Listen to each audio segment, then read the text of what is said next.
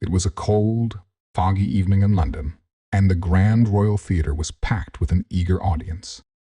The play of the night was The Phantom's Revenge, a thrilling drama that had been the talk of the town for weeks. The crowd buzzed with excitement, unaware that a real-life mystery was about to unfold.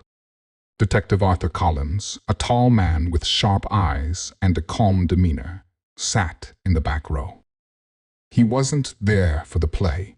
He had been invited by his old friend, Inspector Harris, who had received a strange letter earlier that day.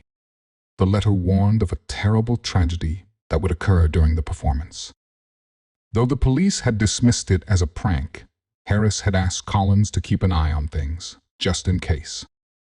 As the curtains rose, the audience fell silent. The actors delivered their lines with passion, and the story unfolded beautifully. But halfway through the second act, a blood-curdling scream echoed through the theater. Play came to an abrupt halt as the spotlight shifted to the stage. There, lying motionless, was the lead actor, Victor Lane. Chaos erupted. The audience gasped, and some even fainted.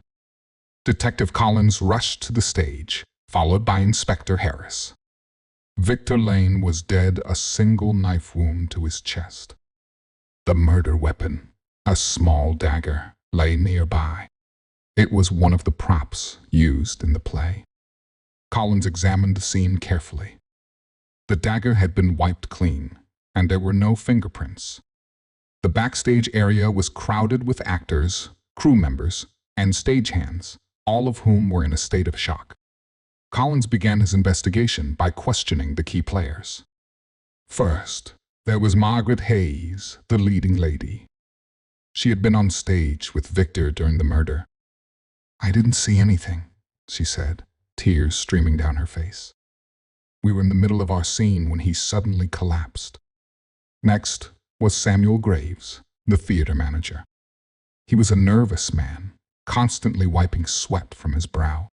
"This is a disaster," he muttered. "Victor was our star. Who would want to kill him?" Then there was Edward Blake, the understudy. He had been waiting in the wings, ready to step in if needed. "I heard the scream and ran to see what happened," he said. "But by the time I got there, it was too late." Finally, Collins spoke to Claire Lane, Victor's wife. She had been sitting in the audience, watching the play. "I can't believe he's gone," she sobbed. "We had our differences, but I never wanted this."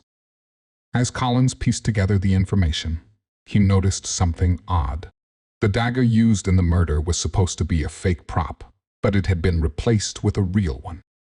Someone had planned this carefully. He turned his attention to the backstage area. Among the clutter of costumes and props, he found a small, crumpled piece of paper. It was a note that read, "Meet me after the second act. We need to talk.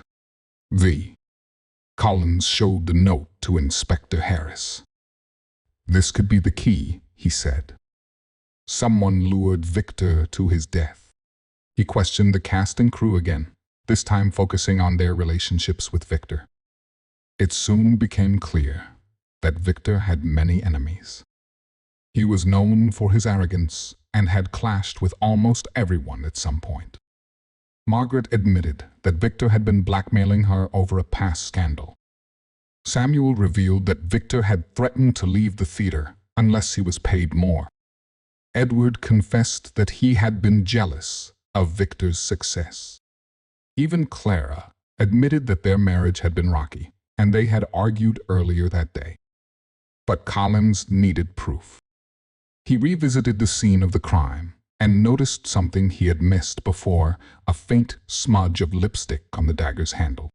He recalled that Margaret had been wearing bright red lipstick, while Clara's was a softer shade. Confronting Margaret, Collins held up the dagger. "This has your lipstick on it," he said. "Care to explain?" Margaret's face turned pale. "I didn't mean to kill him," she stammered. "He was blackmailing me, and I couldn't take it anymore. I replaced the prop dagger with a real one, thinking he'd get hurt, but I never meant for him to die." Collins sighed. "You'll have to come with us," he said. As Margaret was led away, the theater fell silent once more. The mystery had been solved, but the tragedy left a lasting mark. Detective Collins left the theater, his mind heavy with thoughts of the dark secrets that lay behind the glittering facade of the stage. And so, the case of death at the theater was closed, but the echoes of that fateful night would linger for years to come.